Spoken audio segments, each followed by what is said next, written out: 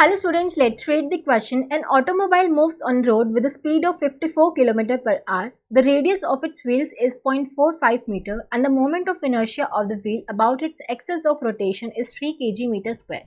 If the vehicle is brought to rest in 15 seconds, the magnitude of the average torque transmitted by its brakes to the wheel is. So question में हमें क्या देखिए, एक automobile है 54 kilometre per hour की speed से चल रहा है. इसकी जो स्पीड दे रखी है हमें कितनी देखिए 54 किलोमीटर पर आवर.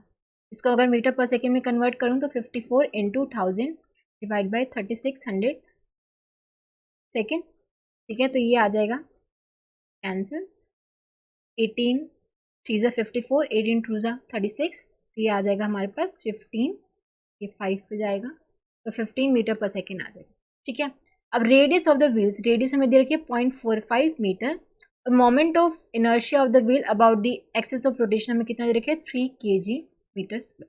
ठीक है, आगे दे रखा है कि vehicle is brought to rest in 15 seconds. Vehicle को हमने 15 सेकेंड्स में रेस्ट पे लाया, तो फाइनल जिसकी वेलोसिटी हो रही है वो 0 हो रही है. ठीक है, तो फाइनल एंगुलर वेलोसिटी क्या हो जाएगी उसकी, फाइनल एंगुलर वेलोसिटी भी क्या हो रही है उसकी 0 हो रही है.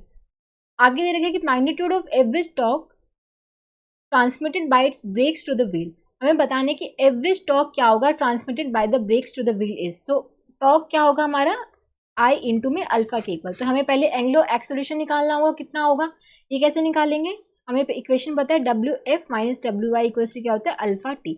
और हमें पता है कि क्वेश्चन में दे रखे कि व्हीकल को हम 15 सेकेंड्स में रेस्ट में ला रहे हैं, तो फाइनल एंगुलर वेलोसिटी उसकी 0 होती है, 0 minus mega I equal to alpha T. मतलब एक तरह से रेस्ट पे ला रहे, एक तरह से रिटार्डेशन हो रहा है. ठीक है, तो यहाँ पे ओमेगा आई की वैल्यू कैसे आ जाएगी, इनिशियल एंगुलर वेलोसिटी क्या हो जाएगी V I divide by R. ठीक है, लीनियर वेलोसिटी से कितनी दे रखी थी, initial velocity 15 meter per second, तो 15 डिवाइड बाई आर की वैल्यू कितनी है 0.45, तो ये आ जाएगा 100/3 रेडियन पर सेकेंड.